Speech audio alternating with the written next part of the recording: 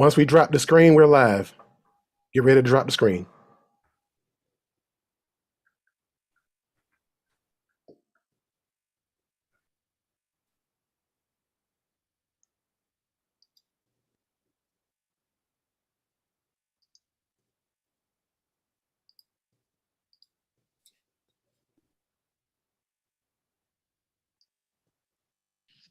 We're live, Chairman. Ready? All right. All right. Good morning, everyone, and welcome to the Fulton County Board of Commissioners Mayor's Meeting. Today is June 3rd, 2022. It is approximately 10:00 a.m.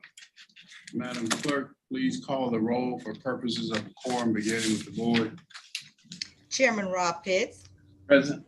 Vice Chairman Liz Hausman. Present. Commissioner Bob Ellis. Present. Commissioner Lee Morris. Present. Commissioner Natalie Hall. Commissioner Marvin Arrington Jr.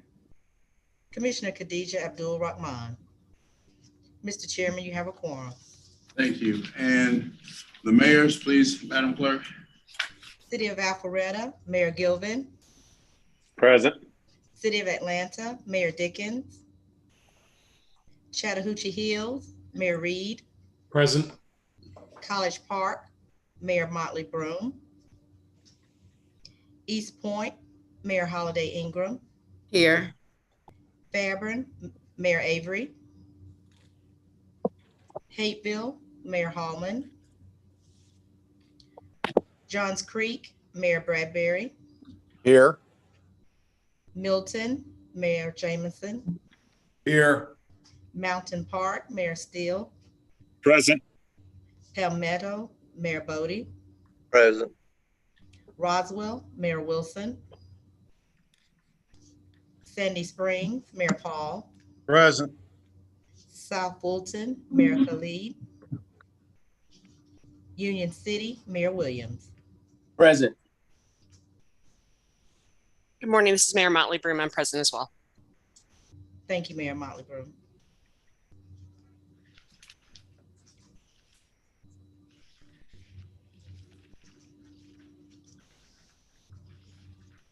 Okay, we have a quorum of the Board of Commissioners and a representative number of mayors present. So, Mr. Manager, we'll begin with the overview and update.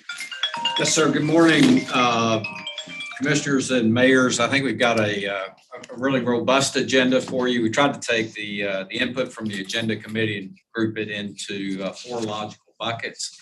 Give you the highlight of that. The buckets are the COVID response, loss status, wastewater study that is at a point of sharing, and then elections. First on, just briefly, loss will be just a reminder of the schedule and the necessity for naming the negotiation teams. Again, the negotiation starting 1st of July. The wastewater study is something, of course, that you're all familiar with. It was began in 2016 with an effort around North Fulton capacities and needed investments. That was completed and now it's well underway, with Little River being completed and Big Creek in progress. Now the analysis driven by in both cases by city-centric projections of growth is focused on South Fulton. So we're able to share with you today the really the insights, the capital requirements, and quite modest increases. And why I'm particularly excited about this is it'll be representative of when you put both together, both studies and both recommendations together, about $1 billion program, which would equate to the $1 billion that we're collectively investing in transportation assets. So I think it's one of those things where if you look back many years from now, those decisions on transportation and on water infrastructure will not only serve us well from an environmental perspective, but also from an economic growth and quality of life standpoint. So I'm very excited to share that with you today. Again, briefly, more details to come, but certainly worthy of talking about in this forum. And then elections. Again, and when you get a AJC article title that says elections were quiet in Fulton, I think that's one of the ones where no news is good news. And while there were a few snafus, I think in general, we had a very solid performance. And I want to give Nadine Williams, certainly when she gets on, and hopefully you will as well, kudos for stepping into a tough situation, doing a spectacular job. The focus, of course, going forward, both with the runoff, but more importantly for the general elections, will be continued work on the database to align voters and precincts properly post redistricting. So we're working 24/7 on that with some outside resources, but all in all, very good progress.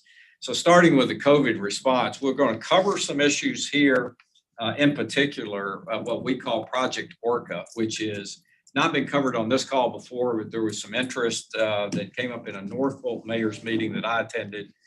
Project Orca is the case backlog reduction project for cases that resulted from the courts being closed during COVID.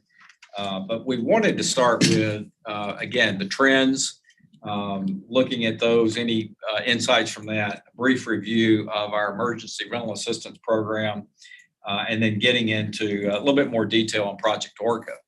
I think and I'll defer to the chairman on this, but as he and I were talking about this before the meeting, one of the things that occurred to both of us simultaneously, I think, was just the leadership position that we all collectively had taken together, whether it be on vaccinations, where Mercedes-Benz for a period of time did more vaccinations than any vaccination center in the country. ERAP has been noted by the U.S. Treasury as one of the most successful, and of course, by virtue of its success and Dr. Rochelle's leadership of it, we've garnered another $50 million for benefit of Fulton County citizens. We're not aware of any other reallocation, but if there is a proclivity to do that by the state, we will be pursuing additional monies. And then Orca, which you'll hear about again later in more detail, as I indicated, has been the model for a statewide program, although not at the scale or intensity of what we're doing in Fulton County, but nonetheless, our initial forming of this program has been used by the state in all 158 other counties. So I don't know, Mr. Chairman, if you want to say more about that before we get started, but. No, I think you covered it. I'll probably chime in at some point as we go through it. So that all being said, I'll start then with Matt Caulmeyer and Doug Schuster, both of which, just as we talk about that COVID has not gone away, have experienced symptoms of COVID and now recovered, fortunately. So Matt, let me turn it to you to talk about our trends. Thank you, Mr. Manager. Good morning, everyone. As we fast forward through the slides, yes, I did receive COVID. I'm blessed to say that I have had 3 vaccines prior to that point in time, which did help me go ahead and fight off that virus. And Doug did receive it not long after me, and he had a successful recovery for that as well. So thank you guys for all your well wishes and warm thoughts as we were going through that process. And we hope to go ahead and just give you a couple slides to update you where we stand with COVID. Please forward to the next slide. Doug is going to go ahead and jump in here and just give you a quick snapshot of some of the major changes since we last spoke. Good morning, mayors, commissioners. I wish I had better news along the COVID front. Some interesting facts in this response overview. We did a tally on COVID deaths related to the Omicron surge in January and the Delta surge last summer. Contrary to kind of popular belief, Omicron was just as deadly, with 430 deaths to 232 for Delta. The thing to remember is it's just as deadly if you're unvaccinated, like Matt said. And the new variant is really starting to show some of that same proclivity. So I guess the message we really want to convey is the way to stay out of the hospital and is to get vaccinated. Cases, percent positives, and hospitalizations have steadily increased since the last mayor's meeting. Reported case counts are about 1/3 of the real case count due to minor symptoms for vaccinated people and the difficulty of tracking at-home testing. We're working around that with some partnerships in wastewater testing, which Matt will talk about in a second. But we still get really good data from the hospitals, and we're very confident in some of the projections that we make. BA2 accounts 0.12.1. The second subvariant from Omicron is now the leading variant in the county. And 30% are from the BA2 subvariant, but Omicron is now 8%.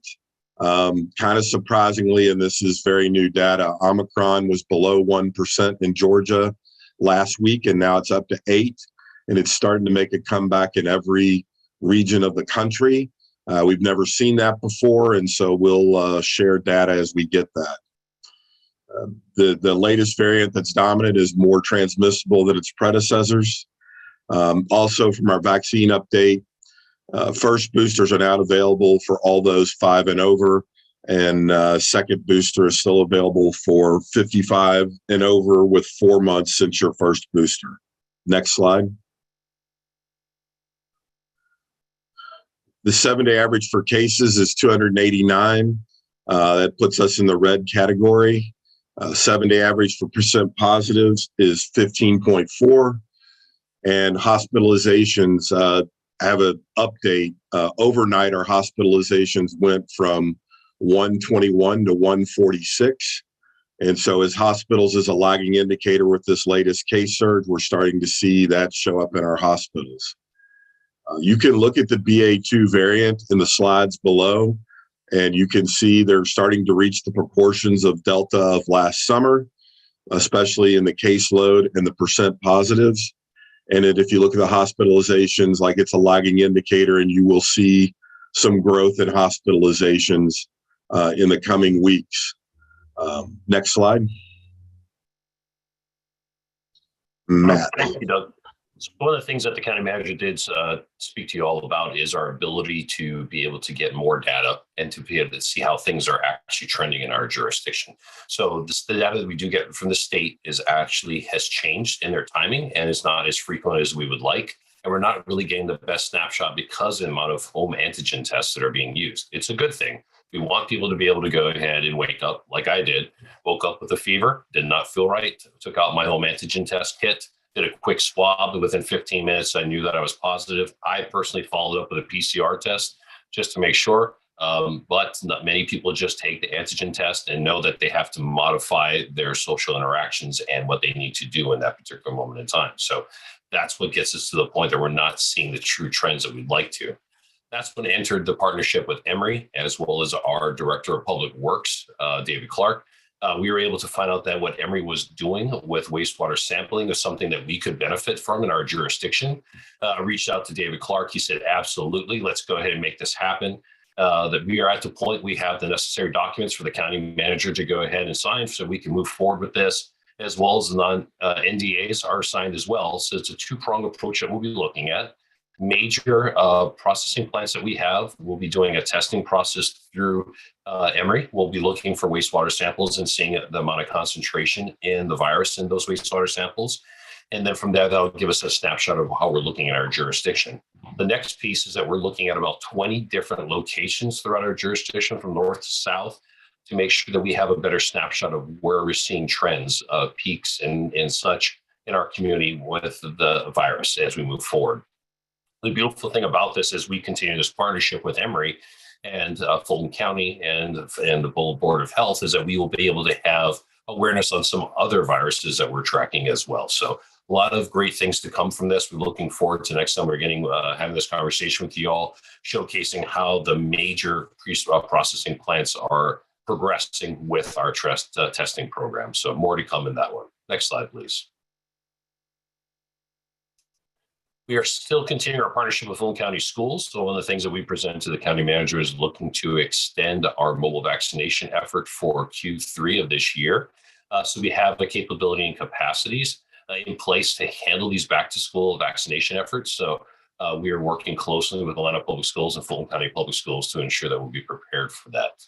On your top right of your screen, you'll see new vaccination locations. One of the things that we're trying to do is transition our fixed facilities to Board of Health locations. We want to make sure that we build, once again, those capabilities and capacities within the Board of Health so that they can continue to offer vaccinations once we start standing down some of our fixed sites. We feel that our number one place that we should be doing our effort and our emphasis is in the mobile program, taking the fight to the community, taking the fight to the areas that we know we have low uptake. And that's what we would like to continue to do and transition that fixed site model to the Board of Health, who has facilities ready to go ahead and do that. So these are just two other locations that have opened in our effort to do that. And the bottom left-hand side of your screen, you'll see the total number of vaccines and boosters that we have done, as well as the breakdown for that. And so far, our number one location for boosters is our downtown campus at 4700, followed closely by our mobile program. So great things have occurred with that. We'll continue to go ahead and offer those boosters. As you'll see on the bottom right side of your screen, is the ability now to offer a booster for anyone 5 and older. We're prepared to do that and welcoming that population, as well as the second booster for everyone that's 50 or over. I've had a couple of people ask me, is it time? Last time they got their booster was back in November of last year. Yes, take advantage of the booster right now. Help your body go ahead and be prepared for the necessary antibodies to be able to fight this virus. And this is one of the simplest things you can do, is just make sure that you're up to date. So that's once again, just to make sure, refresh everyone's memory with that. The guidance that we give is making sure that everyone is up to date with their vaccines, similar to other vaccines that we do. And at this time, if you are 50 or older, that would mean you would have 4 vaccines at this point in time. Next slide, please. One of the other innovative things that we've done is made sure that we have the ability for folks to get a PCR test and make it less personnel power intensive to achieve that. So what we have done is place some kiosks as an initial process to be able to see how this works. We have 3 of these machines that you'll see. One was in the Government Center, one is at Rice Street, and the other one's in the courthouse, to be able to collect samples from individuals at their own time whenever they feel comfortable doing that. One person can go up to the machine, register for the system, take the PCR test kit out, take the swab, and drop it into the box that you'll see is right to the right of the machine. We're at the point that we feel very comfortable with this. We've had 124 total tests performed already, and majority of those individuals have had positive results in the sense of they liked the process. They felt it was very user-friendly and such, and we'd like to expand this program into other parts of our jurisdiction. So more to come with that. We're working with our county leadership team to figure out the best way to achieve that. Once again, it is private pay options are available. It is 100% free if individuals are leveraging their insurance. If people do not have insurance, the things that we want to make sure they are aware of is we still have home antigen test kits that we can offer them, as well as in the top left corner of your screen, you'll see that the 3rd round of free federal home test kits are available. Please help us amplify this message to your constituents. Ask them to go to this website, go ahead and request that 3rd round. The government has a surplus, and let's make sure that we can get that in the hands of our citizens so they have a free way to be able to go ahead and take a test in the comforts of their home. Next slide, please. With that, I'll be turning it back over to the county manager. Thank you, sir. Dr. Rochelle, our Chief Operating Officer for Health and Human Services, brief update on ERAP. Yes, sir. Thank you, Mr. Manager. So briefly, the county is entering its second of the $50 million of additional assistance. We have successfully awarded the first of that 50 million, 22 million to 2,759 households have received assistance with this additional assistance.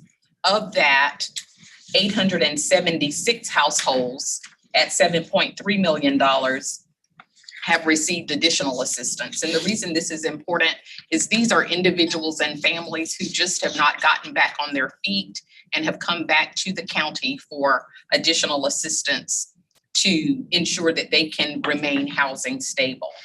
Of the 22 million, 6.1 million has been awarded to 558 households who have actually been in eviction hearings at Magistrate Court. And so with this funding, $6.1 million, we have averted 558 evictions. So the message here today is please continue to send your constituents our way. We are administering the final 25 million, and constituents can call us at 1-855-776-7912, or they can visit us at fultoncountyga.org/rent help. That concludes my update, Mr. Manager. Mr. Chairman, maybe we take questions on this before we get into project order. Yes, sir, Mr. Mayor. Any questions, mayors? Any questions? Hi, I have a question. Yes, sir. This is Mayor Khalid South Fulton. Are we, and I've asked this question of Dr. Paxton before, are we at the point where are we near the point where we need to start taking measures, mass mandates, stopping in-person gatherings? Like what, how close are we to that? And if we're not close, this is just another request to please let us know when we are approaching that point. So Matt and Doug, could you talk about the matrix that we're developing that helps answer that question? Yes, sir. Mr. Mayor, great question. Also, before I respond to that, I just want to make sure I drop the link per your request into the chat here regarding the third round of free home test kits for you to go ahead and amplify within your community. So we are building a matrix to be able to offer everyone as guidance. We shared this with the Board of Health for their review, and it's just recommendations, things that you have seen in other parts of the country that they've put together to allow individuals to some guidance as to what to do and reach certain levels. I do not believe as a society that we're ready for another mask mandate. However, recommendations from local leaders based upon the data, I think could help people make an informed decision to do what's right for themselves and their family members.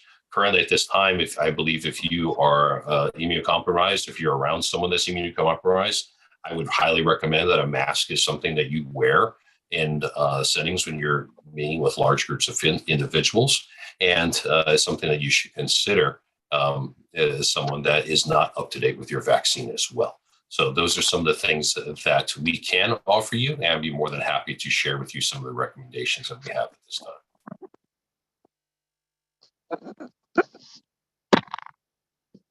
Anything else, Mr. Mayor? No, that's it. Thank you so much. Other questions? Any other questions?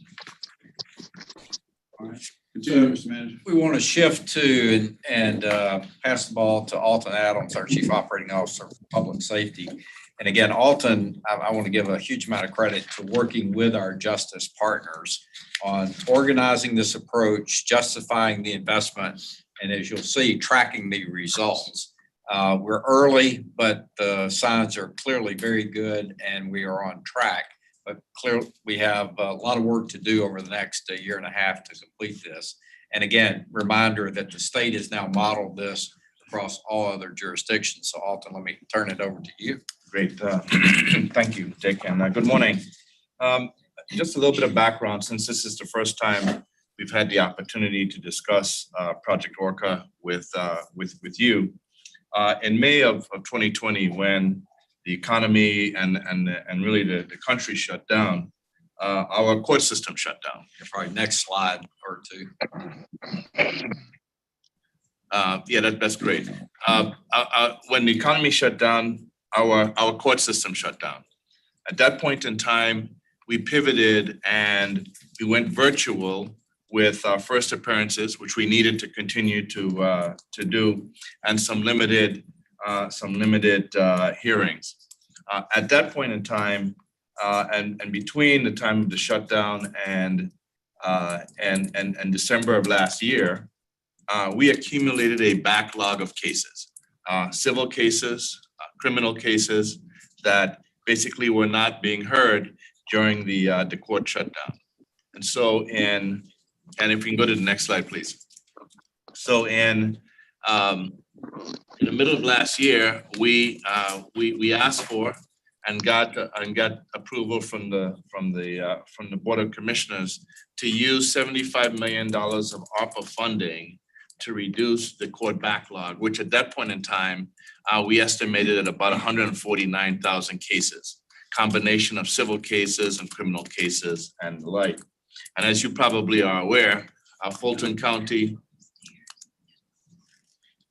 is the largest and the most complex court system in the state and one of the largest in the country. And so we talk about trying to keep things going. It really was a pretty significant task. So as you can see from this page, we had in fact accumulated, like I said, 149,000 cases. Those are defined as cases that would have been heard. So they could have been charged before COVID, but would have been heard, would have been adjudicated during the time that the court system shut down, which is approximately 2 years. And so at that point in time, next slide, please. At that point in time, we identified a couple of ways to get after this backlog. One was we had to basically expand our capacity in the system. And in a sense, create what I'd call a shadow court system to address specifically the backlog cases, because once the economy opened back up, we actually had the non-ORCA or the non-COVID cases, and the court system, our current court system, basically is focused on those. And so we had to set up here again what I call a shadow system that included hiring some 300 plus staff, adding capabilities from a Zoom standpoint, as well as looking for satellite locations where we could have more court hours. Additionally, we were expecting to improve our productivity by taking a number of steps. And so, for example, there's been a lot of focus on case triage. In other words, if we group cases in a different way, can we in fact move them through the system faster? Extended court hours. 3 months ago, we launched a pilot for night court. It went rather well. We made a few tweaks over the last couple of weeks, and so we're going to actually be implementing that as we move forward as a standard way of dealing with certain types of case types. They've been primarily bond hearings, but they're going to be others. But the concept of basically, we're not exactly 24/7, but 3 days a week, we have night court that goes from 5 o'clock to 8 o'clock. That allows us to truly extend our hours, particularly around certain case types. And then finally, a lot of focus on how do we accelerate case dispositions. So if you think about the fact that we continue to have people being arrested and cases coming into a system, we have a relatively fixed capacity when it comes to being able to transport individuals to the courthouse and to house them there. The only way to truly accelerate and catch up is to increase the velocity, and a lot of it has to do with how do we make things that used to take a week move in a day and a half, and things that used to take a month move in a week and a half. So a lot of focus on how we kind of do things real time or near time. Next slide, please. As I mentioned, one of the biggest cost element of Project Orca is individuals, right? And initially, we targeted more than 300 additional staff that were going to be required to, in fact, allow us to develop the capability, the capacity additions that we needed. I won't go into detail on all of these, but I think that what I will point out is that for the most part, we have done okay. We're about 75% of the target. We have some fluctuations, but it hasn't stopped us from moving forward. The biggest challenge we've had is with our sworn officers. We had a target of 28 marshals and an additional 50 people for the sheriff. Here again, a little background. The reason we needed to have those additions is every superior court courtroom requires 2 sheriffs, and for state court they require marshals. So if you're going to have more court sessions, you're going to be required, particularly if you're doing a different location, to have additional staff from the sheriff and marshals areas. Those have been the biggest challenge. As you may be aware, we have a national and a state and an Atlanta regional challenge when it comes to hiring and keeping sworn officers. So that's the area that we continue to try to find ways to accelerate, but it is definitely one of the challenges that we've had, the biggest challenge we've had in terms of onboarding individuals. Next slide, please. One of the things that we're particularly proud of is the way we have used Zoom technology to address that we initially started by focusing on ORCA, but it will become part of what we do moving forward. But when we started using Zoom, We weren't the first court system to use Zoom, but we quickly became the court system, the largest user of Zoom from a court system standpoint in the country. And in fact, Zoom is using us as a case study when they talk to other counties around the country and other municipalities about how you can actually take a court system virtual in a 2-month period of time, do it with the kind of scale that we have. We're particularly happy with our Zoom room approach. Our Zoom rooms are basically rooms at the Fulton County Jail.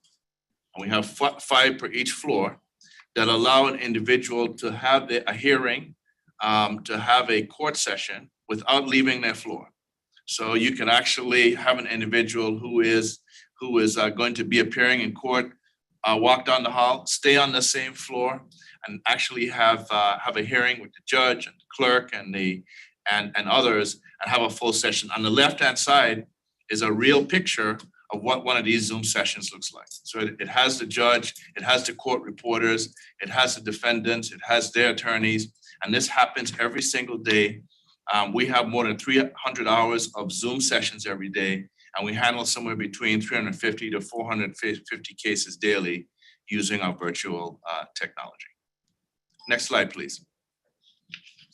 This gives you a sense of, and as the county manager indicated, we spent a lot of time looking at the data associated with the progress of this project for a number of reasons. One, it's obviously a big investment by the county.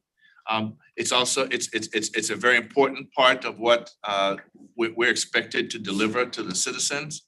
And the other thing is, there's no blueprint for this, right? When we first started this project, we weren't able to go out and Google how do you in fact clear up a backlog in the middle of a 100-year epidemic, right? So we actually have been writing the script on this, but we also know that there are going to be times when we're going to have to do mid-course corrections, where we're going to have to maybe spend some more money on certain things, pull back on others. And so that drives home the importance of truly understanding and tracking the data so you can make whatever adjustments you need to make. And so this gives you a sense of the progress that we made.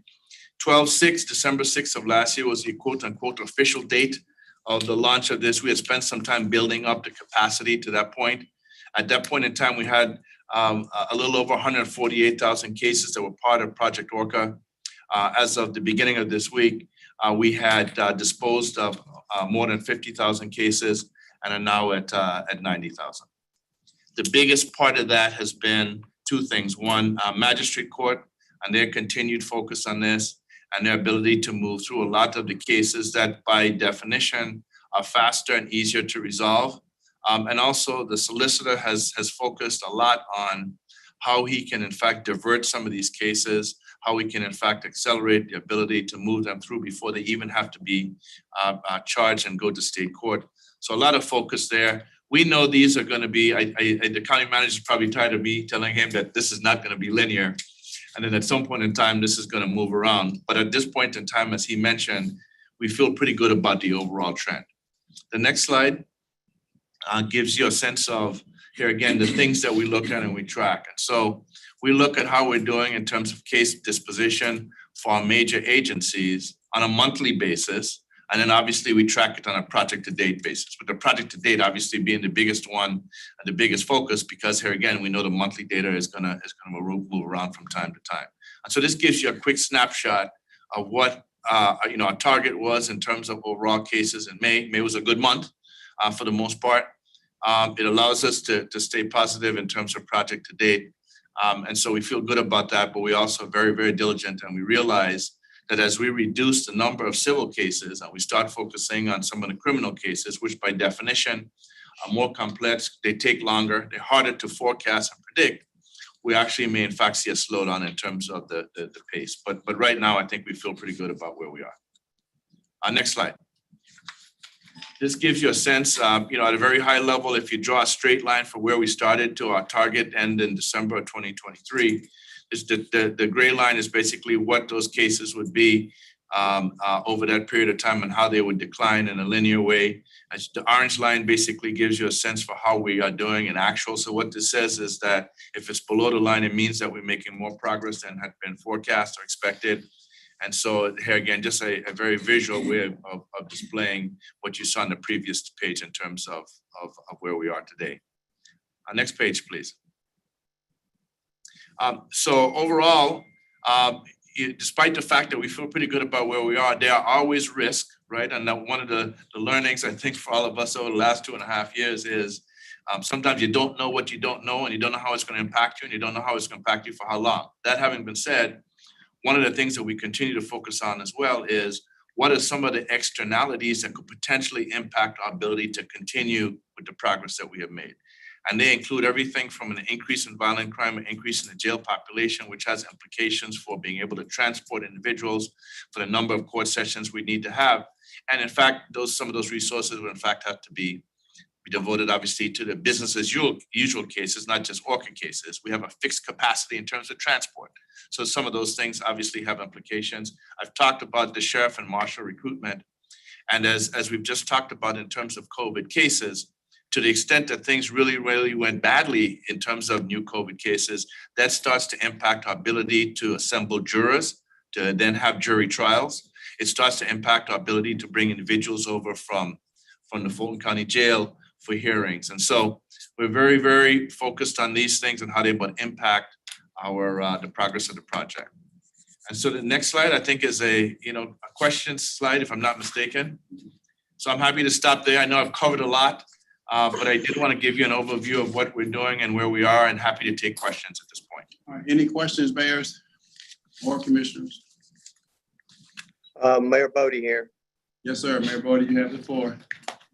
Thank you. I understand the federal funding of 323 positions. How long is that funding for? And if these people are actively employed as full-time employees, do we take them on to the county's role as employees permanently? They are temporary employees through December of 2023, temporary employees with benefits. And at this point in time, Mayor Bodie, I think we expect that some of these individuals will become permanent employees as vacancies may in fact open up over the next 18 to months or so.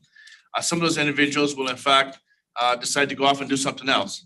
I think it's a little too early to say to you how many of those 300 individuals will become full-time employees, but I expect that some of them do, because in any given year, we have 15% attrition in some of these areas. Okay, and a follow-up on that, the two positions, well, the sheriffs and the marshals, of course, they have to be post-certified, trained and everything like that. And that is a very long process. And how is that going to figure in? Because finding trained, seasoned officers is a problem for all, I'm sure, with the county and all the municipalities right now. So coming up, with 78 certified law enforcement officers, that's kind of optimistic, isn't it? 100% optimistic. When we put the forecast together, it was based on what we needed and what to make this happen. We've made some adjustments. A lot of the stuff, some of the calendars that we thought we would move offsite, we've kept within the courthouse. We bought a piece of software that's going to allow us to optimize the use of our current courtrooms and footprint, rather than trying to add additional facilities outside of the courthouse. That will allow us, in fact, to then minimize the need for incremental sworn officers. But you, in fact, Mayor Bodie, have identified what I'd call probably our biggest risk in terms of hiring. We're using things like bonus payments. We have, in fact, reached out to see if we might hire retired officers who may not have to go through the level of training that you mentioned. So a number of levers that we're trying to pull, but that is definitely our biggest risk at this point. Thank you very much. Mayor Paul. Yeah, and I want to play off of what Mayor Bodie's question was. We've got a shortage of sheriffs and marshals. Has anybody reached out to the local police chiefs to find maybe sworn officers who they can lend to the process, or hiring off-duty sworn officers to help with this process? If that's a limiting factor, we ought to be working with cities like ours, if it's possible, to bolster that manpower. So is that a possibility? Has anybody given that any thought? It's a good idea, and certainly something we ought to think about. I mean, I don't know how it fits into the to the requirements in terms of staffing the courtrooms and how much of a challenge it would be. But Mayor, that's a great suggestion and something we ought to take a look at, because we are open to any and all ideas that might help us meet this gap. So absolutely. Secondly, and I mean, I'm sure our police chief is particularly concerned about getting these cases, particularly in Superior Court, where the crux of the public safety issues are being dealt with. I was a little disappointed that while the other courts have done a good job of moving the backlog, the Superior Courts and the DA are falling, particularly the DA is falling well short of the goals that were set. Have there been any conversations with the judges and the DA's office to see what can be done to get them in line with what the other judges are doing and seem to be doing in the system? I know that those cases are much more complex and so on, but if those were goals that they agreed to and looked like in the DA's office, they were 50% short of their goal, what are the resource issues that need to be addressed to help them get up to par with everybody else? So a couple of things, and it gets back to how we forecast this, right? I just want to caution us, because I'm a data and analytics person.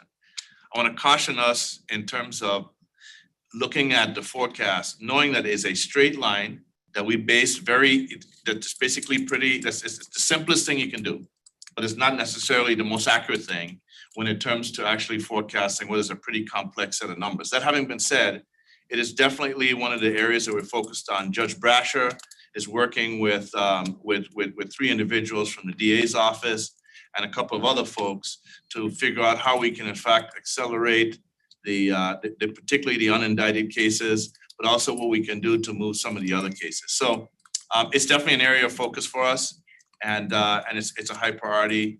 And to your point, those are the more complex cases, but it is definitely something that's on his radar and something that he's leading the charge on. Well, we've had some issues with judges that take forever to issue rulings. I mean, we've had hearings, and 18 months later, we're waiting on the judge to issue a ruling. And this was during the pandemic when they weren't hearing cases and should have disposed of cases that were already on their desk.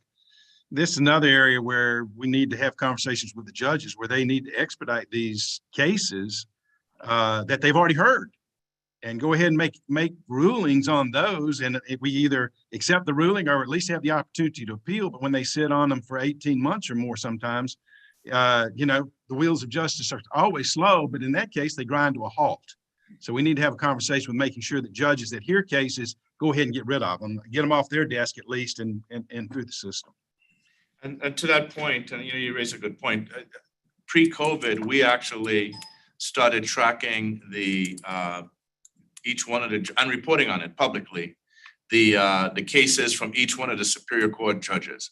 So you could get on the Fulton County website and it will tell you how many cases they have. It'll also tell you how many people they have in jail, right, by judge. And so it is something here again that we have tried to increase the transparency around, and hence that visibility will hopefully drive behavior. But it's certainly something that we understand as a priority. Absolutely. Thank you. Mayor Motley Broom. Mayor Motley Broom, you have the floor. Thank you, sir.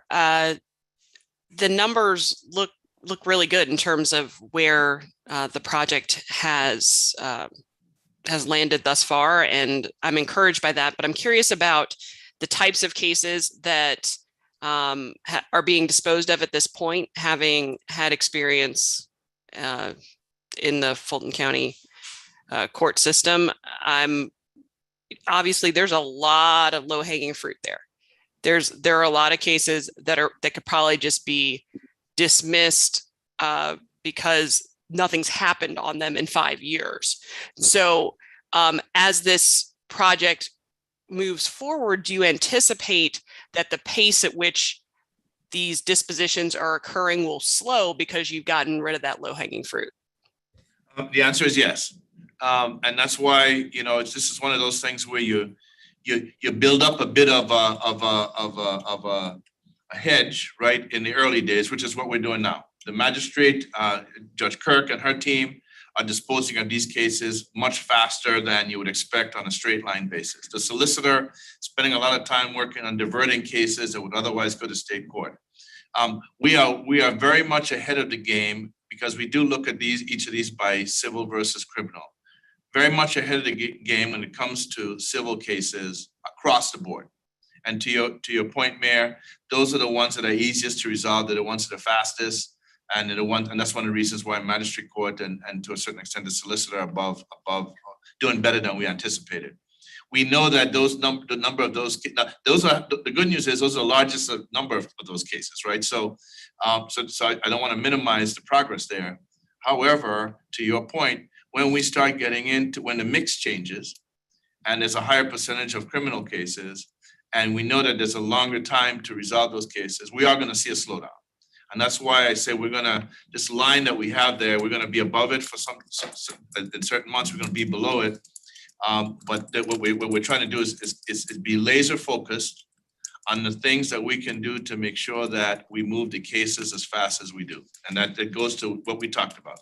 Night court, triaging the cases, making sure that the judges have all the information and support that they need to move these things as fast as possible. Looking for additional sites that we could use to establish courtrooms, particularly for civil trials, because we can do that off-site a lot easier. So all of those levers are being pulled at this point in time. Okay, I've got a couple follow-ups and I appreciate the response. One, what role is updated technology going to play in helping us not get in this situation again, in terms of being able to look at some of these cases that are that low-hanging fruit, alert the staff that they are ripe for disposition? And also, DeKalb's been doing night court for years with Magistrate Court. Is Magistrate Court part of the anticipated expansion of night court? Actually, the large part of our night court trial thus far has been Superior Court, where they've been doing bond hearings and other things. So the good news is that we haven't really had, Magistrate Court hasn't needed it to move the cases at the pace that they're moving. Our night court has been primarily focused on Superior Court cases, knowing that that's one of the, and again, primarily on bond hearings and other types of hearings. To your point, though, I think it's a great question, and it's something we talk about all the time. We have a unique opportunity now, given how we have been using technology, whether it be the virtual technology or the data and analytics work that our strategy team has developed to allow us to have visibility into what's going on. It is our intent to make sure that we don't lose the benefit of that as we move forward. And so we will continue to have virtual trials. We'll continue to have first appearances done virtually. We'll continue to have these Zoom rooms be part of our overall capacity and where we go about dealing with these cases. And in fact, as you may know, we have a little over 200 people in the Cobb County Jail. When we moved those individuals up there, they didn't have Zoom room technology. So we actually built 3 rooms there to allow us to have them participate in this kind of, have a virtual capability. So we will continue. Technology is a big focus of ours from a transparency standpoint, from an operational standpoint, from an analytics standpoint, and we expect that to be a very important part of the system as we move forward.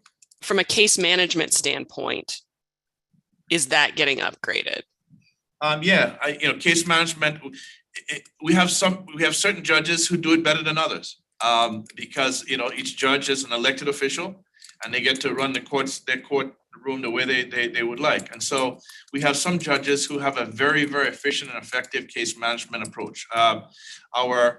Our family division in Superior Court has actually been using a very structured case management process for the last 5 years. And guess what? They're the only ones that are actually exceeding the state court standards in terms of pace of adjudicating cases. So case management, training of our litigation managers, tracking of the progress is something that is definitely a priority.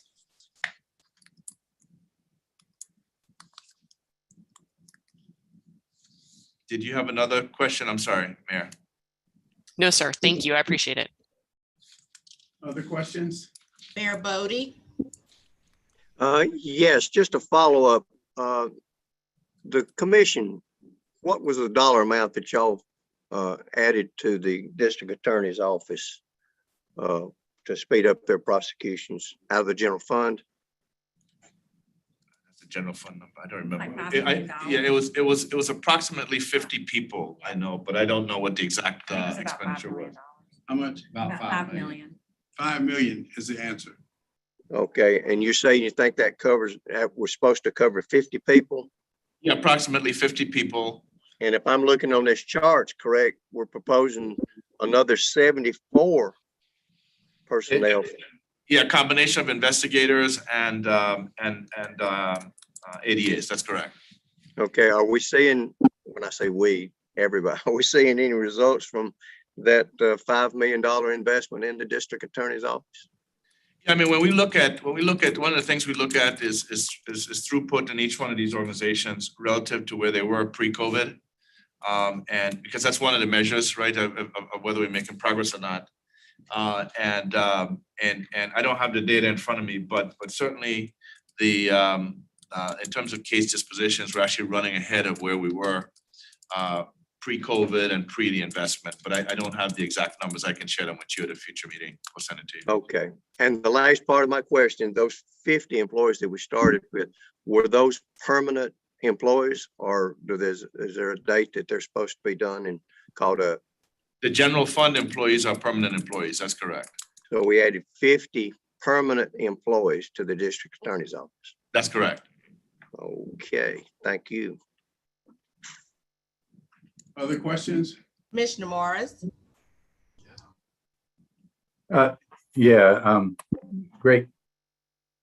Great questions, Mayor Bodie. I just wanted the floor. I've sort of been the liaison with the justice partners in this project, and as a former lawyer, I wasn't a criminal lawyer, but so I've learned an incredible amount about how complex this is and what an incredible job Alton has done and his team has done in coordinating all of this stuff. Just a couple of things. One, to follow up Mayor Paul's questions. It is a big deal, I think, that as Mr. Alton has mentioned, Mr. Adams has mentioned, this scorecard we put on our website now.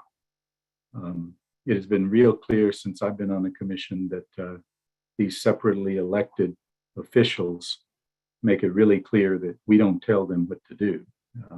As Mr. Adams indicated, each judge runs his or her court as he or she sees fit. But the scorecard about case disposition, remaining cases, these sorts of things is a big deal. And Mayor Paul, if you all want to take a look at that and circulate that information, I think that's why it's there. I think it's really, really important stuff. And then the only other point I'd make is that to Mayor Bodie's comments about the district attorney, the cases that are in the district attorney's bailiwick right now, if they get indicted, they go and fall into the superior's numbers. So between now and the end of December, if we're really going to dispose of all these cases in this time frame, those cases have to get indicted and then resolved by the end of next year, 2023. And that's a tall order for those. What do we have? I don't have that in front of me. 12,000, 13,000 more cases in the DA's bailiwick at this point. So we'll see how all that flows, but that's an issue. That's all, Mr. Chairman. Just wanted to make those points. All right. Other questions or comments? Other questions or comments from Mr. Adams? Hearing none. I would just note, this is Commissioner Arrington. I would just note that from the DA standpoint, although that money was allocated towards, a lot of it was allocated towards hiring people. And I don't know Alton, if you can give us an update on how many people have been able to be hired, because I don't know if it's fair to just look at a number and say, hey, we gave them $5 million to solve their problem, but they've only hired 5 people. And so if they've only hired 5 people or been able to hire 5 people, then they may not have been able to make as much progress as necessary. So Alton, can you provide an update as far as the DA's hiring numbers and how many more people they've been able to bring on? Yes, Commissioner, we're looking at it right now. But you raised a couple of good points. So, right, one is it takes a while. Even when you hire people, you've got to onboard them, they got to be oriented, and then they get up to speed. It should be in from yesterday's. Was it in your time? Yeah, it was. We had the hiring update. I have this one from May. Yeah, There's one from May. okay, there we go. So of the 74 people that were targeted for hire in the DA's office, she had actually onboarded 72 as of May. A number of those are investigators, and then obviously we have attorneys. To Commissioner Arrington's point, though, there is a lag time between when you hire an investigator, to investigate a case, and then the ADAs. And so I think we feel pretty comfortable about, and she's been very clear that she feels good about her ability to get people hired, because she has had individuals who wanted to join her office. But it does take a while to ramp up, and the cases, and Commissioner Arrington being an attorney could probably talk to this. When you charge a case, or when somebody's arrested, it's not like Law and Order. They don't go in front of a judge the next day and then they start their court the day after that. There is a lag time associated with this process, and quite frankly, sometimes it's the defense attorneys look at that as a benefit depending on it. So I'm not trying to defend the lag time here. I'm just trying to point out that the data needs to be tempered a little bit in terms of how long it takes for us to ramp up and have the impact.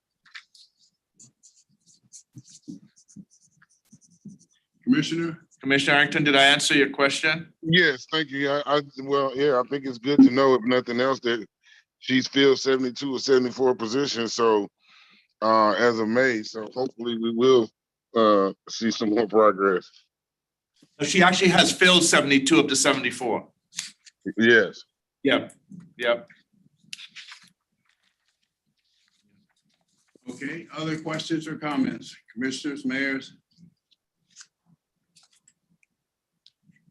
Nothing else? All right, thank you, Mr. Adams. Mr. Manager? So I think we'll move to brief update from the county attorney on local option sales tax. Thank you. To begin our lost update, we'd like to offer a friendly reminder for everyone to submit contact information for your negotiation teams. We had hoped to have that list complete by May 16th, but have not received any information so far. So we're asking for everyone to please submit your information at the latest by June 10th, which is next Friday. Okay, before you leave that point, mayors are, let's see, in the past, we had two. It was Mayor Johns Creek, Mayor Bodker and Mayor Reed, who were like spokespeople for the mayors. So when can this is critical, when can we expect, and I don't know how the mayors are going to provide that information to us? This is Mayor Holiday Ingram. We have myself and Mayor Bodie from South Fulton, and Mayor Paul and Mayor Gilvin from North Fulton. Is that the team, or is that the four of you? Are you the negotiating team, or the two mayors, the four mayors who are representing all of the mayors? I'm a little confused by your question. Explain. It kind of sounds like it's the same. So yes, we are the core subcommittee of mayors who will be meeting with the county regarding negotiations. So that will be the negotiating Is that your understanding, Mr. Mayor, what she's saying? Yes. Okay, so that would be Holiday Ingram and Bodie and who the other two? Mayor Paul and Mayor Gilvin from North Fulton. Okay, thank you, Madam Mayor. And I saw a question in the chat as to how that information should be submitted. We are asking for it to be submitted through Tanya Greer, our clerk to the Board of Commissioners. Wait, what does that mean now? So, If they could give the names and contact information to Tanya Greer of who their negotiating teams will be. well, we have that. She just We gave. may want to just specify. So does this include representing the city of Atlanta? Does not, Mayor Dickens or his representatives will be from Atlanta. There'll be at least one more, so that would be 5 plus, also, depending on what he decides. So you okay, Madam County Attorney? If I understand correctly, this group of mayors, Mayor Holiday Ingram, Mayor Bodie, Mayor Paul, Mayor Gilvin, and Mayor Dickens represent all of the municipalities, is that correct? That will be the negotiating team for the mayor. For the municipalities, Correct. okay. Except for Atlanta. Well, she mentioned Dickens. Yeah. Thank Okay. you. Mr. Chairman, I've been raising my hand, but somebody keeps on lowering it. So I want to be clear about what the expectations are. Madam County Attorney, you said that you haven't heard from anyone, which to me would indicate that there's probably some communication breakdown there. So if the county could just send an email to us with the expectations about what we need to communicate. Right, with the fields that we need, the fields of information that we're asking for, we will do that. And may I ask one other follow-up question? You gave dates for loss negotiation. So that means that the four mayors that have been highlighted are the only ones that are participating in those Friday conversations throughout the summer? We're assuming that's what Yeah, you just said. that is the team, based upon what Mayor Holiday Ingram said, that those 4 plus Atlanta would be the team. I guess the question is, and I wasn't here in the past. And so one thing regarding who's representing each city, I recall at a previous county commission meeting, we went through each of the mayors and we indicated who had been designated, if I recall correctly. So I agree with Mayor Motley Broom. Having the county send us clearly what they want would be helpful. My understanding in the past, there were meetings with all mayors and then there was a subgroup. So I'm not sure. Again, I wasn't here for the last negotiation, but it was my understanding that there were meetings where all mayors were in attendance. And then there were also smaller meetings. So I need clarity around that. Because I think from up to this point, we were all thinking that those Friday meetings would include all mayors. Mayor Bodie, you were here, so I mean, it's up to the mayors. Yes, and it did include all the mayors, but then when it got down to it, the South Fulton, North Fulton, all, would come to a consensus on any questions among ourselves. And then it was our responsibility, the representatives of the mayors, to take it back to the county. So that doesn't mean that all are not welcome for those Friday meetings, because they should be. But in addition to that, somewhere between those meetings, there should be other negotiations going on that the cities arrive at. We can go to the county, talk with them about it, and then it can be talked about at the next meeting. So all Friday meetings should be with all the mayors, and then there will be other meetings as need be between the mayor representatives, Atlanta's representative, and Fulton County. Yeah, and that's the way Mayor Bodie outlined it was kind of how I envisioned it too. Because I don't think the 4 of us purport to represent all the cities in North and South Fulton County. But I see this as kind of a subcommittee to work on details in between the larger meeting. Exactly. That's fair. All right. And Mr. Chairman, if I could, I believe there's been some discussions amongst the mayors to actually hire a professional to help represent us. So that may also be someone included on the team. And it'll be the same individual that represented us on the last negotiations. That will be the recommendation that will be taken to our councils this month. So I just want to indicate that make sure we indicate that we're right. That has yet to that be determined. Right. Thank you. No, but I appreciate you all bringing that up as an additional person that will be a part of it. I think that was spot on, but I want to make sure we indicate that we're not getting ahead of our councils, and that'll be taken this month. Okay. Is that a question for Mayor? I see a question regarding whether the negotiating teams can include legal counsel. I mean, the short answer is yes. The teams will be as you designate them.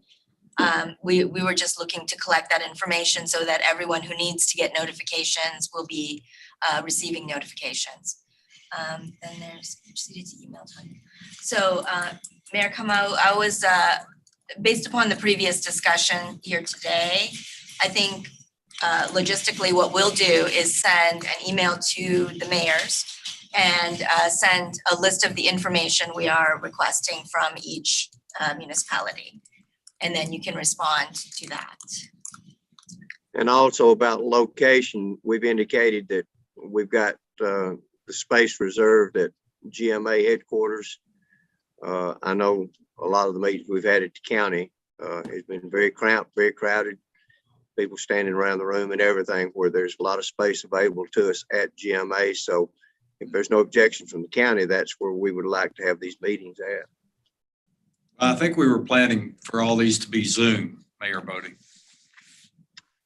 Well, here again, I'm not a big fan of Zoom meetings. I think our mayors need to talk about that. All right. It just may be a gross inconsistency with getting a big group of people together with a spike in COVID cases.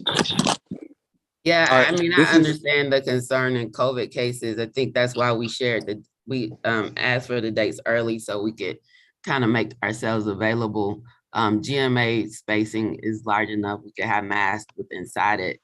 Trying to negotiate something this important totally virtually would be a huge challenge. I think maybe if we want to consider a hybrid approach, I mean, I don't know if we're even actually meeting every Friday, but trying to deal with this virtually is 100% virtual is not what I think would be the sentiment or consensus of the mayors. I'd concur with Mayor Holiday Ingram. I think a hybrid approach is best. I mean, it looks like there's at least 7 of you sitting in the executive team room right now. And so we can make GMA has way more space than that, and we can make this work and actually sit down and see each other face to face for something that is of such consequence to all of our residents. This is Mayor Khalid.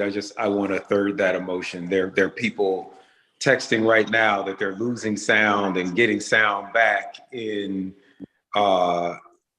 this Zoom. So I'm just very uncomfortable talking about something this impactful and expensive over Zoom. Let's do as many of these in person as possible. And those people who do feel unsafe, I agree with Mayor Ingram and Mayor Bloom. They can always attend virtually.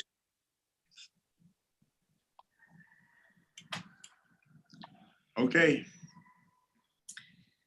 Madam County Attorney. Okay, just to do a wrap up with a quick review of the path ahead for us. We will be presenting this matter to our Board of Commissioners at their June 15th meeting for approval to commence the negotiations and to stand up our negotiation team.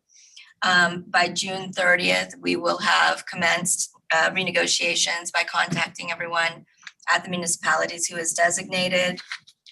We will then begin in mid-July a series of the previously scheduled meetings to negotiate and try to resolve the matter through our own negotiations.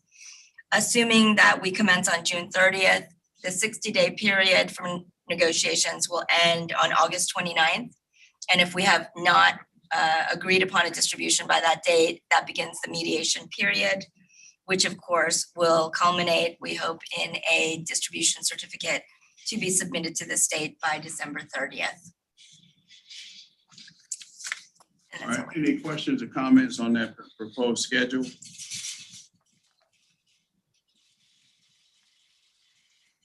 Okay, it's pretty straightforward. Okay. Any other questions? Any other questions regarding the renegotiation? Thank you, mayors, commissioners, Mr. Manager. All right, thank you. I want to again introduce David Clarke. I've already given you the preview of this, and again, David's done a spectacular job with a very comprehensive study that has ranged now multiple years with implementation across Fulton County already beginning.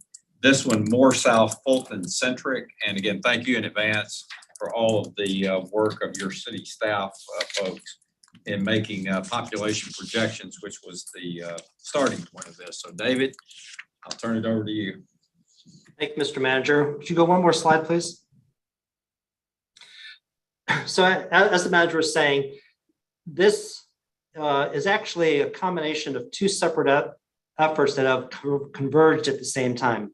Back in 2016, we started our rate study analysis, and at that time, we had a 9-year window that we thought that we needed to look at our rates between 2017 and 2025. At the time, we thought an annual increase of about 5% per year for each of those 9 years is what we were looking at. But rightfully so, the Board of Commissioners said, well, let's not do all 9 years at one time. Let's break it up into 3 groups of 3 years each. So in 2016, we did a 5% increase for the first 3 years. In 2019, we did another 5% increase for the next 3 years, which actually ends this December of 2022. And so then we needed to start the last 3-year analysis.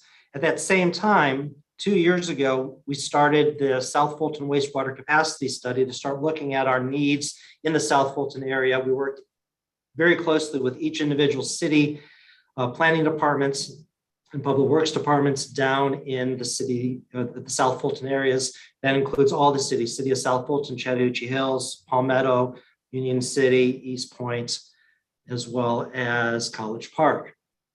From there, we came up with a series of improvements that were needed throughout South Fulton over the next 40 years. But for this rate study, we really focused on what was going to be needed in the 2020 decade, so between now and 2029. The analysis has kind of showed that there is a demand for these projects. A number of them are now underway, both either design or early conceptual work. The current rates that we have are slightly imbalanced. Our revenues are lagging behind our anticipated expenditures when we start doing these South Fulton projects. And then kind of all this came together with the idea that the next 3 years of 5% seems to be about right. So the next slide, please. As the manager is saying, we have 2 columns here. The column on the left are those projects that were funded through the first 6-year rate adjustments. Little River wastewater replacement of the facility in the upper northern part of the county. We used a lot of the rates as collateral in our bonding for the Fulton large project of the Big Creek expansion.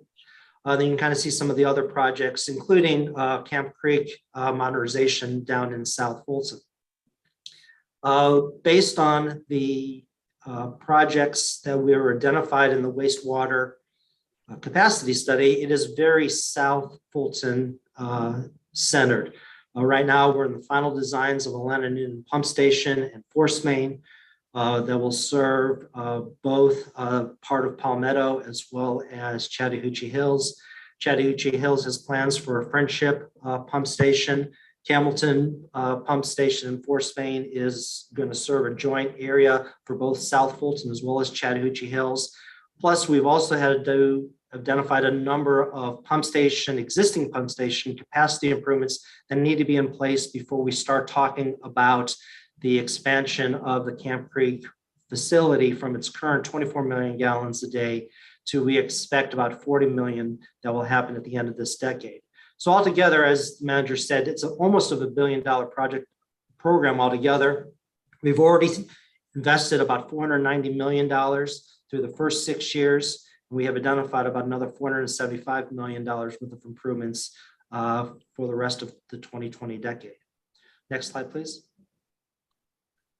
Everybody is always curious about where our rates are compared to other people. Right now, in the metro area, we are the second cheapest. We're slightly more expensive than Cobb County. Even with the forecasted rate increases for the next 3 years, it actually puts us as third cheapest. What you see there with the red boxes is the proposed rates for Fulton County in 2023, and the one on the right side is 2025. That's assuming that none of the other areas around us changes their rates, which is not a very realistic outlook. All of the utilities are looking at raising rates. So I would suspect we'll still be one of the cheapest at the end of 2025. Last slide, please. So at this point, we're about ready to start getting public comment on the rates. We presented this same presentation to the board on Wednesday of this week. Obviously, we're presenting it to you to be aware of. We have gone ahead and scheduled 2 public meetings. One will occur at the North Fulton Annex on June 28th, and the second one will be on the South Fulton Annex on June 30th, with the idea that we would do a final recommendation back to the Board of Commissioners after we obtain all of the public comments at August 3rd, which allows us time to plan for this as part of the budget process for 2023. And then we would implement the new rates in January of 2023. And all this is still leading up to a rate analysis to figure out exactly what the Camp Creek wastewater expansion project requires. And of course, a lot of that will probably result around some bonding. So no action is needed today from any of the mayors, but we did think it was important for you to understand where we have been, where we are going, what some of the meetings you may hear about later this month is about. So with that, I'll certainly yield to any questions. David, I just have a comment. It's Mayor Bodie. Yes, for full disclosure, back on the chart there had Atlanta Noonan pump station. That's nothing to do with the city of Atlanta or city of Noonan. That's Atlanta Noonan Road, correct? That is correct, sir. Thank you. Just for clarification, thank you. Any questions, mayors, commissioners? Any questions? All right, thank you. Mr. Clarke. Thank you all.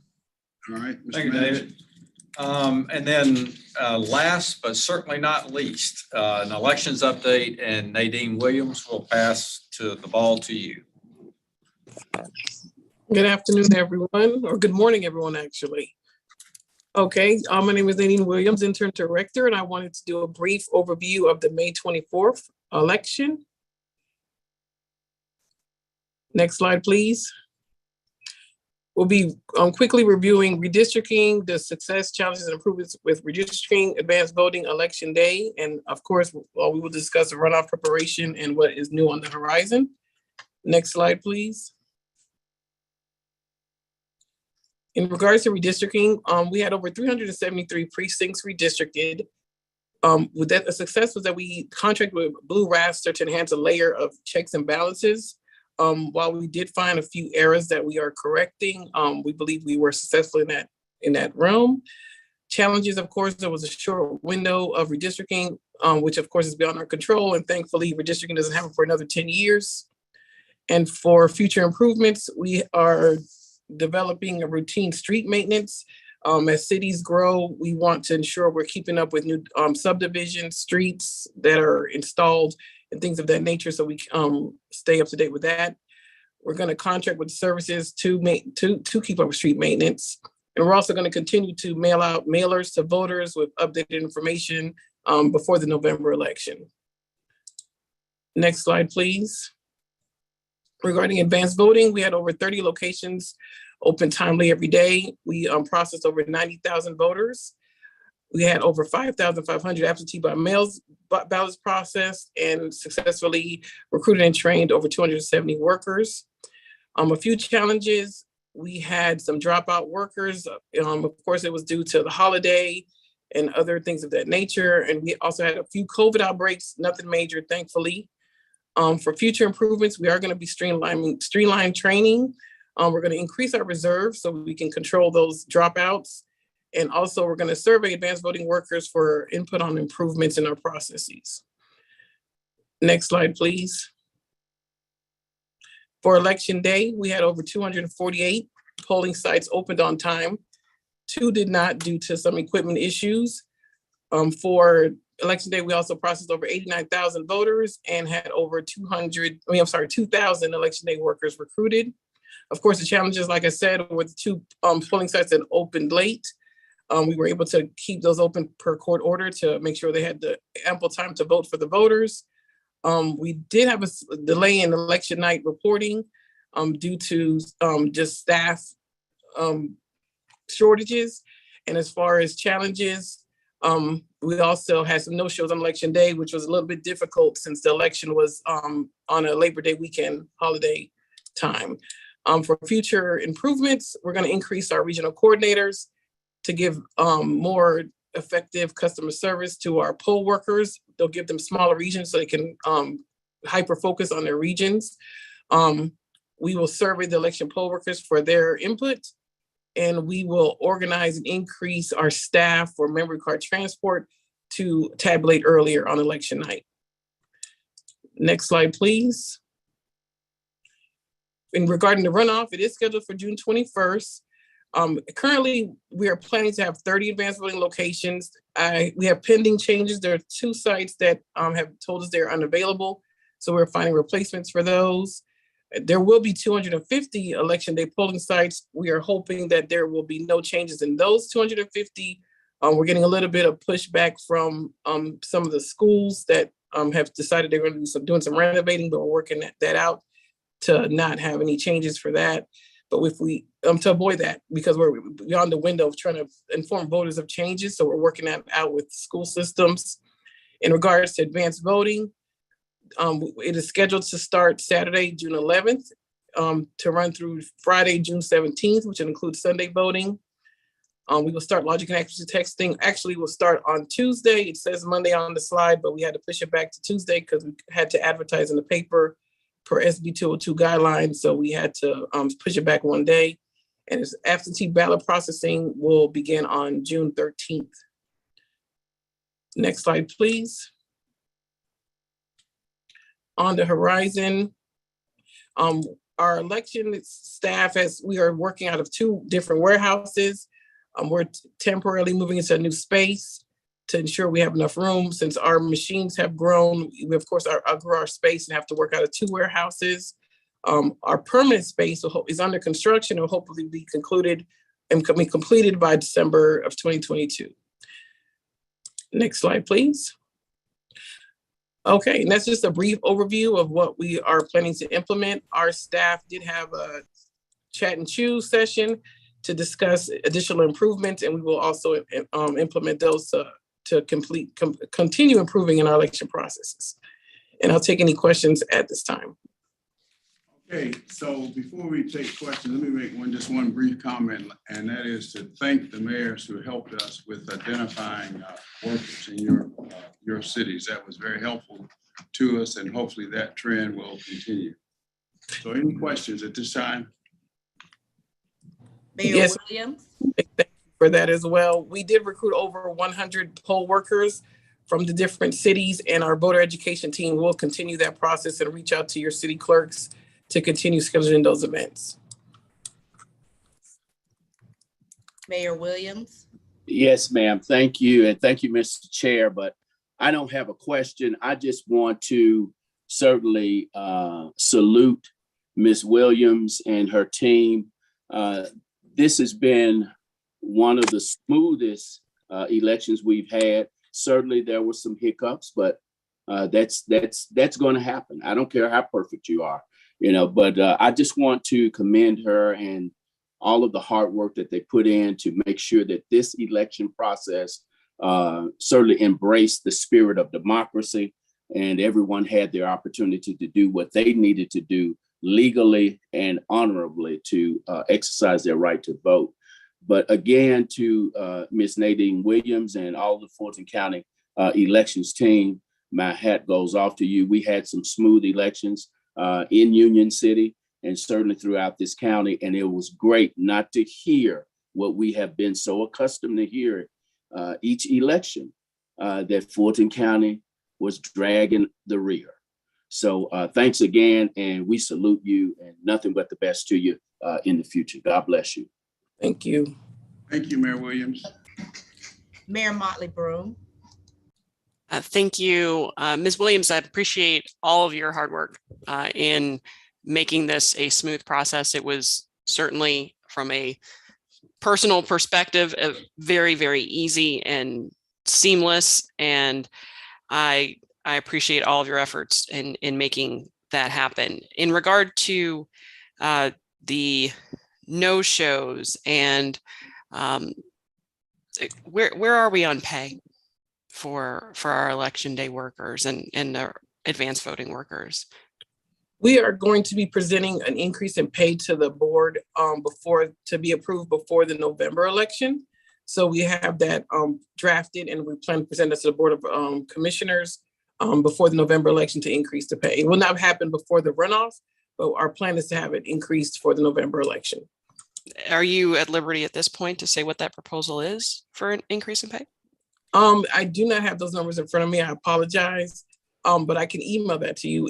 I do not want to email it until it gets approved, because I don't want it to start being distributed and then something change. Understood, which is why I asked you if you were at liberty at this point. So, but I do appreciate the attention to that, and because it's essential that we get the people we need, because I'm sure that November's election will be highly anticipated, and we expect that we're going to get a lot of participation in that. And so whatever we can do to make sure that people are showing up and doing that, I think it is one thing to do our civic duty. It is another thing to fairly and adequately compensate people for their time.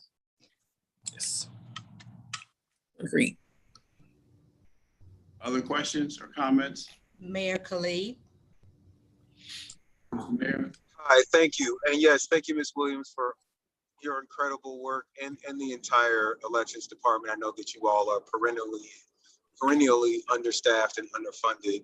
I am interested if you could educate us a little bit more about the delays in election night reporting. All platitudes aside, it does seem that no matter the size of the election, we can never get the results before early in the hours of the next day. Right. So the issue is, and I can honestly say that we are literally on not plan B, but maybe plan Q at this point to make sure that comes in faster. Again, we are a big county. Remember, just to let you guys know how it works on election night, we have 250 sites, and there are 9 check-in locations. We geographically place them so that the poll managers will get to those check-in locations as quick as possible with their memory card. They have runners that come with the memory cards, and also all of their other documents that are due election night. So from those 9 locations that spread out from South County, of course, to North County, those memory cards have to be transported back to our warehouse, which is in downtown Atlanta, so we can upload those cards. We do attempt to get them to police escorts to have those cards come, at a higher rate of speed. Hopefully they'll be safe doing so. But those cards have to be transported in to be uploaded. So what we're going to do is to try to increase the number of vehicles and people that are transporting those cards. That is the solution that we're coming up at this time. Like I said, it's Plan Q. We have some, I think we're going to be able to pull it off for November. We are working diligently on that. So you should see some changes, but that is the plan, to just increase the amount of staff that's doing that task. Thank you. And those cards will still be delivered for the November election to downtown and not the new center I know you all are working on somewhere in South Fulton? I cannot 100% answer that question because it depends on the construction. If we're able to be in our new location, then we will relocate the server per SOS approval and be in our new location. But so right now I do not know 100% where we will be, but we can just aim to. Right now we're going to be downtown Atlanta until the construction is completed. All right. No, understanding that the travel from North Fulton to that new South Fulton Center would be even farther. Yes. If there's any, it's good to hear that the increased number of transporters and transportation assistants. I'm in full support of making sure you have whatever you need. I know that the timeliness of our reporting has been an issue with those seeking to take over our elections. So I want to make sure that is not an excuse that they have in November or any time after. So thank you for that. Thank you. Other questions or comments? Mayor Williams. Oh, I'm sorry. I should have taken my hand down. Vice Chair Hausman. Yes, thank you. Ms. Williams, I've just been informed that there was an election challenge filed yesterday. Are you aware of that? Yes, well, it was from a citizen. Are you speaking in regards to that? I have no idea. It's in one of the school board races. Okay. Board 7, I believe. I'm sorry? School board 7, I believe. Okay, we have reviewed that challenge. We have found no issues in that contest, and we're going to be sending a statement of votes cast to the candidate for him to review. Well, I guess since it's been filed, what is the process for an election challenge? It depends on who it's from. If it's from a candidate, they would have 2 days after certification to request a recount. We have not received that information from a candidate. Only thing we've received from a candidate was a few questions, and we've been giving him that information, and we're going to send him the statement of votes cast. But that would be the procedure. If it's a recount request, they have to be in a certain percentage to be allowed a recount. But we have not had any candidates who have requested a recount at this time, or have been in the percentage to be allowed to get a recount. So the candidate time period has expired? Yes, because we certified on Monday. If there's anything that we see that needs to be corrected, we received a lot of emails, just to be honest, because of the issue in the cab. That sparked a lot of inquiries on our end. So everybody who sent us an email in regards to if it was a candidate or even a citizen, we are literally looking at every single race to see if there's any discrepancies. And we're going to have a meeting today with our attorneys of anything that we may have found. But for that particular school district, no, there was no issues. So the third party request is not legally have any standing. Is that what you're saying? Correct. They either have to be a candidate, or if there is some type of petition to contest, they would have to go through the Clerk of Superior Court. All right, thank you. Mayor Bodie. Yes, Ms. Williams, on these latest voter registration cards that were sent out, it has the municipal elections being held at the Palmetto Library, which is totally incorrect. 2.5 years ago, I had a candidate challenge my reelection because Fulton County mailed out their registration cards showing that county elections, state elections were at the library, and in a separate line said municipal elections were. We had to send our attorney to the Secretary of State's office for a hearing on that. And I would ask you, if you don't do anything else for the city of Palmetto, please get them to correct those registration cards showing that the municipal elections are always held at City Hall. Well, will you please send me a copy of that? Because we did not send anything out to Palmetto in regards. Last year, there was a letter sent out to the Palmetto voters clearly telling them to go to City Hall for the municipal and go to the Palmetto Library for the county election. As of 2022, we did not mail anything to the voters, but if you want to send me a copy of that, I can review it, but we completely made, I know there was a SEB hearing in regards to all those, the mix up in locations a few years ago, but I ensured last year that those voters received that correct information. So if you want to send me a copy of what you have received, I will review it. I'll be glad to. It was one of our city council members that brought it in, so I will send it to you. Thanks. Okay. Thank you. Commissioner Arrington. Mr. Arrington? Yes, thank you. Okay, number one, what was the complaint in the challenge that was filed, and what were the issues in the cab that you were talking about? Well, the complaint that I saw was from a citizen who wanted to challenge races. We checked the races that they were inquiring about, even though their petition is not valid. We checked them just to be on the safe side, and we did not find an error in those particular races. In regards to the Cobb County, unfortunately, every time something happens, the rumor is there's something wrong with the voting machines. But we spoke to people at the cab. We spoke to the SOS just to double check what happened in the cab. What we were told is that they had a candidate that withdrew. They still had that candidate on the ballot. Therefore, those votes got cast, which threw off the numbers, and they had to recount by hand to correct that race. But that's a human error, not the actual equipment malfunction. So therefore, of course, we had our own human errors, which is possible when you have over 2,000 people working on a project. But that was what the issue was with the cab. As far as we're concerned, there's two precincts that we're concerned about, but we'll discuss that with our attorneys later on this afternoon. But just to be on the record, it will not change the outcome of any of the elections. It was strictly something that we need to review. Thank you. Mayor Bodie. Yes, Ms. Williams, I stand corrected. You did not send out any registration cards to us this year.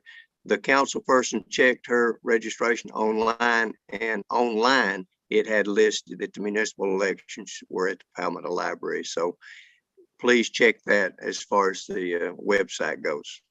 Okay, if she must be speaking of the Secretary of State website, but we will, if she sends me a screenshot, that'll be great as well. But we'll look into that because it should not be incorrect on the website either. Thank you.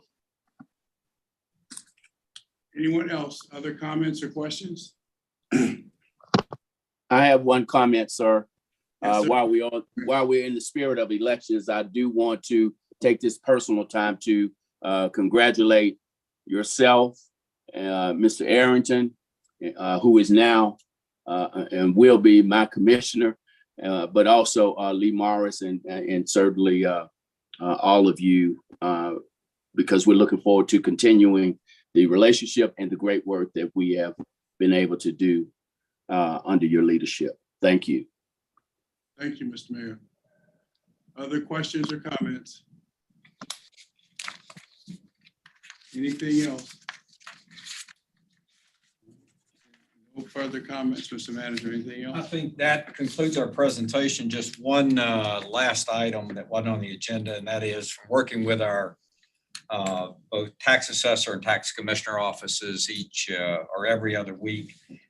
We were informed in the last meeting that property assessment notices will go out on June the 17th.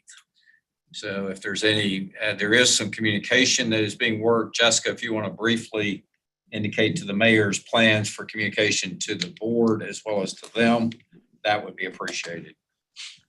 Thank you. Good morning, mayors and commissioners. I'm Jessica Corbett, Director of External Affairs for Fulton County. We have been working with the chief appraiser and the tax assessor staff to develop a communication plan. As you, I'm sure, have seen in the news, real estate prices across the country have been on a very sharp upward trend. And because Georgia law requires that all properties are assessed at fair market value, that will be reflected on assessment notices. And this is something that other counties who've already issued notices have seen. So we want residents to be prepared and understand what's happening. One thing that you all should know, and we'll provide you with some talking points that you can use in your communications, is that Fulton County residents, because of the property tax relief reforms that were implemented a few years ago, every homesteaded property in Fulton County has a minimum of 2 floating homestead exemptions. And floating homesteads are designed for this exact scenario where they provide insulation from rapid increases in value. So as the value increases, the maximum taxable increase is capped at about 3%. So every Fulton County has had this in place for many years. Fulton County Schools has a floating homestead. City of Atlanta has a floating homestead, and many other cities also have a floating homestead. So this does provide some relief for for homeowners who have a homestead exemption in place. Obviously, it does not impact commercial properties and non-homesteaded residential properties, such as rental properties. We will be communicating again about the appeals deadline. A property owner who does not believe that their property is assessed at fair market value, or that they don't have, that their notice of assessment is not accurate for some reason, they do have the right to appeal. So again, we'll be providing you all with more information as we get closer to the issuance date, but wanted to give you a little bit of information ahead of that time. Thank you, Ms. I'll be glad to take any questions if I can't answer, I'll be glad to research them. Any questions for Ms. Corbett? Mayor Motley Broom. Good morning, Ms. Corbett. Good to see you again. Question about, do we have a sense in terms of the increase of the overall tax digest? I've been seeing articles about Cobb County, and will we get a sense of that before the public gets a sense of that? I do not know all of the timeline for the tax assessors for their communication with your municipal finance teams. I will follow up with them. My role is primarily public communication, but I know that that is traditionally part of the digest communication. And Ms. Whitmore may have more information if she's on the line. Thank you, Jessica. I'm here in the room. I've not been provided with any estimate at this point of what the total change in the digest looks like.